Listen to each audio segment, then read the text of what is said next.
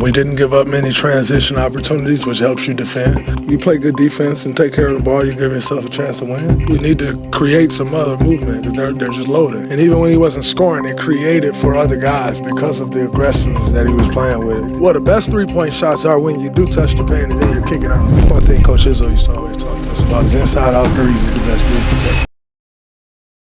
You were obviously very critical of the defense the other night. I mean, how do you feel coming off a game like this where the offense was still a little bit stagnant, but you do win, holding the team under 100? Yeah, I thought our defense was really good tonight. You play good defense and take care of the ball, you give yourself a chance to win. And we defended well all night. We didn't give up many transition opportunities, which helps you defend. So, yeah, it was a better effort from everybody tonight. Closing five, I think, went on a 9-0 run in crunch time. What was the key in that stretch? We got stops. I think we created maybe 2 or 3 turnovers during that stretch, and then we just got the ball to Jimmy.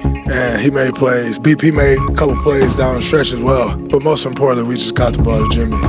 He surveyed and made all the right plays. Draymond, it looked like Jimmy and Gary kind of found something that second quarter there and carried into the second half. What did those two guys do to impact this game? Well, Jimmy obviously draws a lot of attention when he's driving to the rim.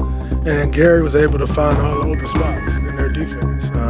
He was great cutting, rebounding the basketball, which was incredible. But, he did a great job of playing behind the defense. And Jimmy's always looking for the open man. If you're open, he's going to throw that pass every time. And G was open, and he found him probably like 4 or 5 times he found him on the cut. Draymond, you know full well what Jimmy can do, especially offensively. Without Steph, do you guys need him to impose a little bit more on that level like we saw at the end of the game? Yeah, definitely. Without Steph. But he was also, we were trying to get him to attack that way in the beginning, and he just kept telling us, they're loading up. We need to create some other movement because they're just loaded, and once everybody else started moving around him, then it opened gaps and he was able to do what he did. We definitely, when Steph's not out there, we definitely need him to be more aggressive, and he was tonight. You mentioned BP making some big plays down the stretch. He's had a kind of rocky start to the season. What was he sort of doing in the second half to get that rhythm? He was aggressive. We always talk to him about just being aggressive.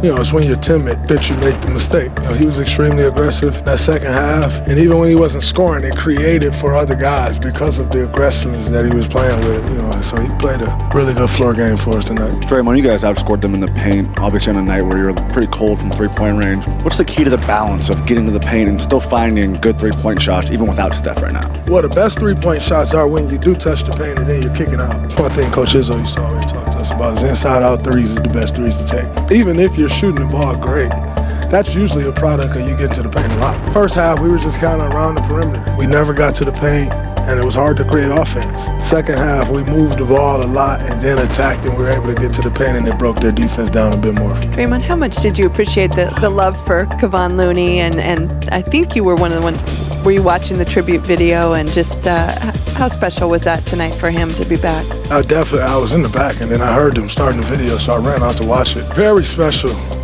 for Luna to be back here after 10 years with his organization. We've felt his absence this year in the locker room more than anything.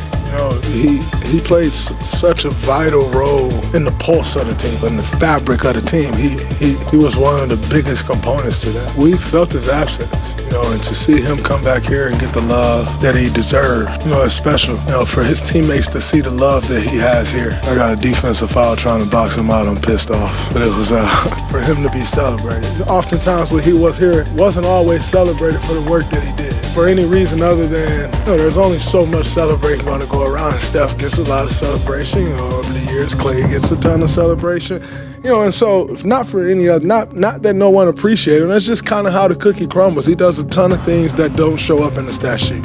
Just to see him receive that love and know, I'm sure he knew what the love was, but it's always different when you get a chance to feel that and, feel the love from anywhere. And happy he was well received the way he should have been. Without Steph for how much do you guys need to change the offense and kind of, less of the motion stuff and more of the stationary ISO stuff? Yeah, we definitely caught a lot more plays tonight, which match will be the way it's going to be without Steph. It's a lot less random because you just got to get dominoes to fall a different way to start the action, you know. And so we need to be more structured. We need to move the ball faster. And when you got an advantage, you got to keep that advantage. I think that'll be our goal. I thought, overall, we did a pretty decent job of it tonight. We just didn't make shots.